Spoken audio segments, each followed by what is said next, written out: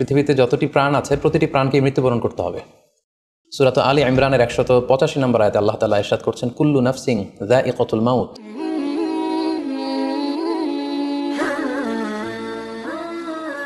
আসসালামু আলাইকুম ওয়া রাহমাতুল্লাহি ওয়া বারাকাতুহু। নাহমাদুহু ওয়া নুসাল্লি আলা রাসূলিহিল কারীম। আম্মা বা'দু ফাআউযু বিল্লাহি মিনাশ শাইতানির রাজীম। বিসমিল্লাহির রহমানির রহিম।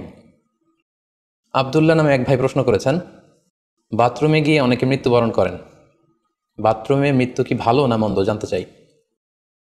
প্রিয় ভাই আব্দুল্লাহ, আপনার এই প্রশ্নের উত্তরে বলবো যে পৃথিবীতে যতটি প্রাণ আছে প্রতিটি প্রাণকে মৃত্যুবরণ করতে হবে। সূরা আলী ইমরানের 185 নম্বর আয়াতে আল্লাহ তাআলা ইরশাদ করছেন, কুল্লু নাফসিন যায়িকাতুল মাউত। অর্থাৎ প্রতিটি আত্মাকে মৃত্যুর স্বাদ আস্বাদন করতে হবে।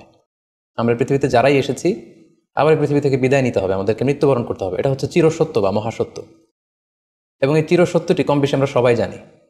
কিন্তু আমরা কোথায় মৃত্যুবরণ করব এ ব্যাপারে আমরা কিছুই জানি না। কিভাবে আমাদের মৃত্যু ঘটবে, কোন প্লেসে, কোন জায়গাতে আমরা মরব এ ব্যাপারে আমরা কিছু জানি না।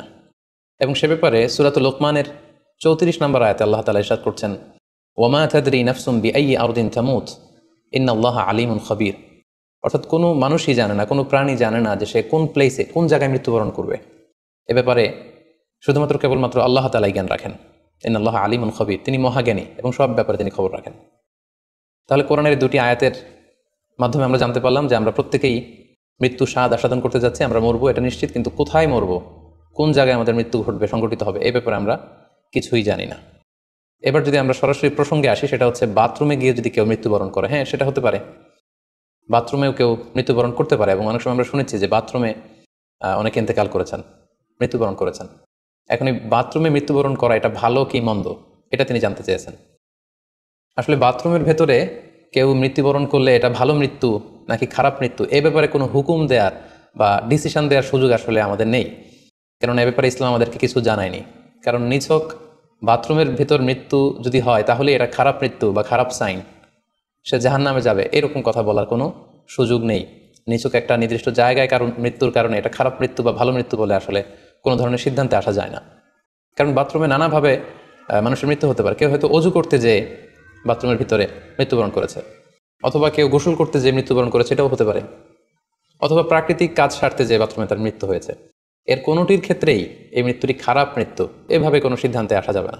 সিদ্ধান্তে আসা যাবে এভাবে, অথবা ধারণা করা যাবে, প্রবল ধারণা করা যাবে এভাবে যে সে তার জীবনটা কীভাবে কাটিয়েছে।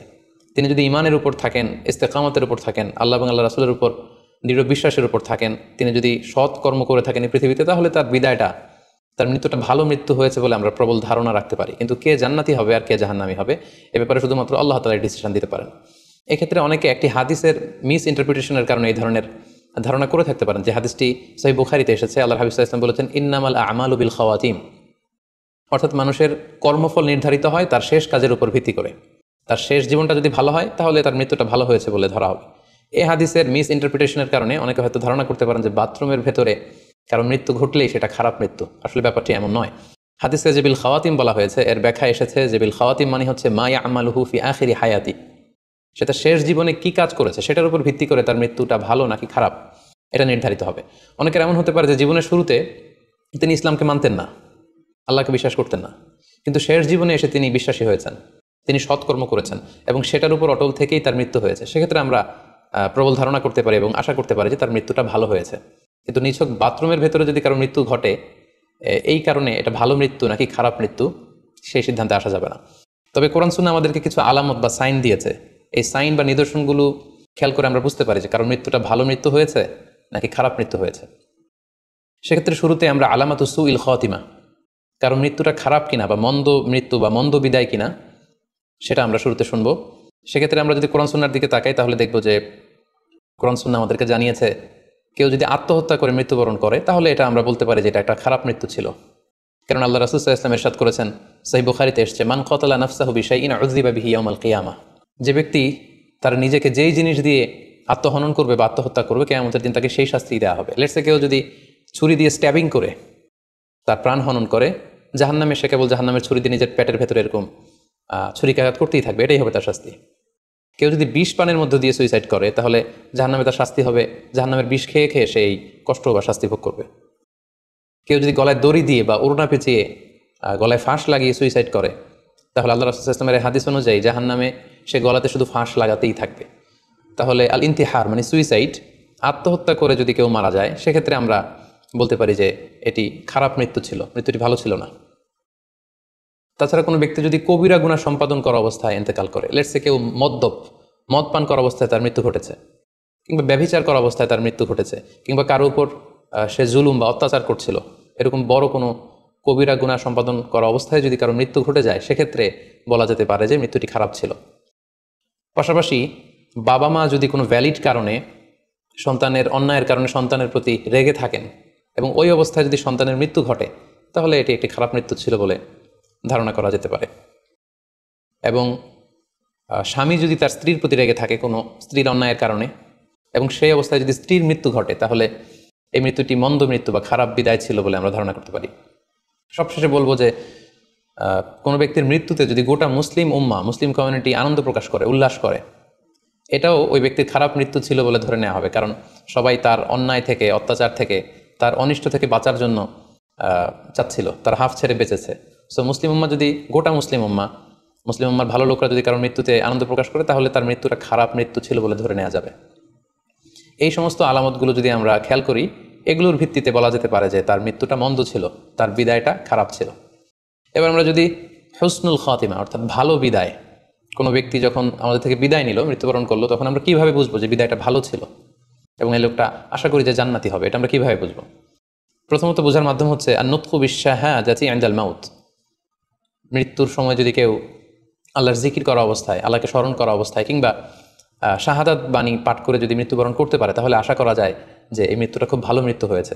কারণ আল্লাহ রাসূল সাল্লাল্লাহু আলাইহি ওয়াসাল্লাম সুনানে আবু দাউদের এক বর্ণনায় ইরশাদ করেছেন, মান কানা আখিরু কালামিহি লা ইলাহা ইল্লাল্লাহ, যে ব্যক্তির শেষ বাক্য হবে লা ইলাহা ইল্লাল্লাহ এবং এই কালিমাতুত তাইয়্যিবা, এটা পরে যদি কেউ শেষ নিঃশ্বাস ত্যাগ করতে পারে, তাহলে সে জান্নাতে প্রবেশ করবে বলে আল্লাহ রাসূল সাল্লাল্লাহু আলাইহি ওয়াসাল্লাম আমাদেরকে সুসংবাদ দিয়েছেন।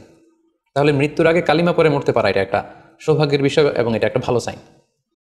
পাশাপাশি বিশ্বাসী ব্যক্তিরা, ইমানদাররা যখন মৃত্যুবরণ করে, তখন তাদের কপাল ঘেমে যায়। অর্থাৎ মৃত্যুর পরে মৃত ব্যক্তির কপালে হাত দিয়ে যদি আমরা দেখতে পাই যে কপাল ঘেমে আছে, ইটস সোয়েটিং, প্রচণ্ড ঘামছে, এটা দেখেও আন্দাজ করা যেতে পারে বা ধারণা করা যেতে পারে যে মৃত্যুটা ভালো হয়েছে।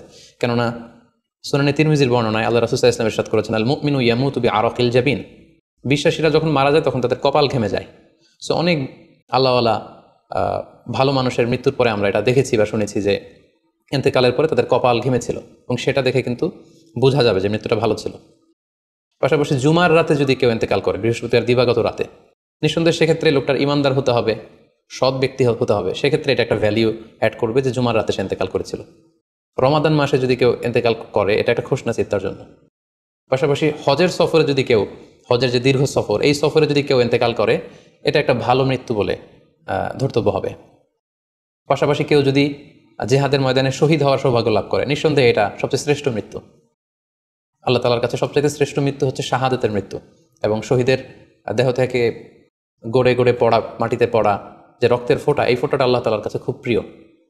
সো নিঃসন্দেহে শাহাদাতের মৃত্যু এটা পৃথিবীর শ্রেষ্ঠতম মৃত্যু।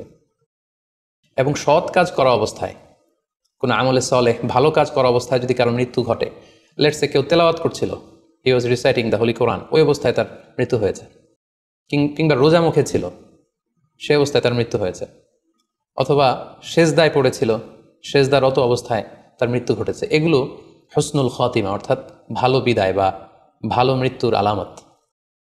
তাহলে আমরা সুউল খাতিমা এবং আলামত হুসনুল খাতিমা কোন কোন আলামত দেখে আমরা বুঝবো যে মৃত্যুটা খারাপ মৃত্যু ছিল, এবং কোন কোন আলামত দেখে আমরা বুঝবো যেটা ভালো মৃত্যু ছিল, কোরআন সুন্নাহর আলোকে সেগুলো আমরা জানতে পারলাম। এর কোথাও কিন্তু বাথরুমের ভেতরে মৃত্যুবরণ করলে এটা ভালো মৃত্যু বা খারাপ মৃত্যু, এর কোনোটাই কিন্তু সিদ্ধান্তে আসা যাচ্ছে না।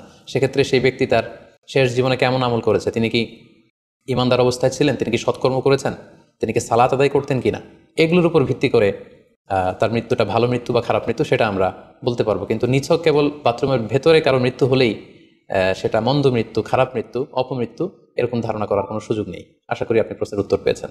আল্লাহ তাআলা আমাদের সবাইকে ইসলামকে সঠিকভাবে বুঝার, জানার এবং সেই অনুযায়ী মানার তৌফিক দান করুক। হাযা মা ইনদি ওয়াল ইলমু ইনদাল্লাহ আলাইহি তাওয়াক্কালতু ওয়া ইলাইহি উনীব। আসসালামু আলাইকুম ওয়া রাহমাতুল্লাহি ওয়া বারাকাতুহু।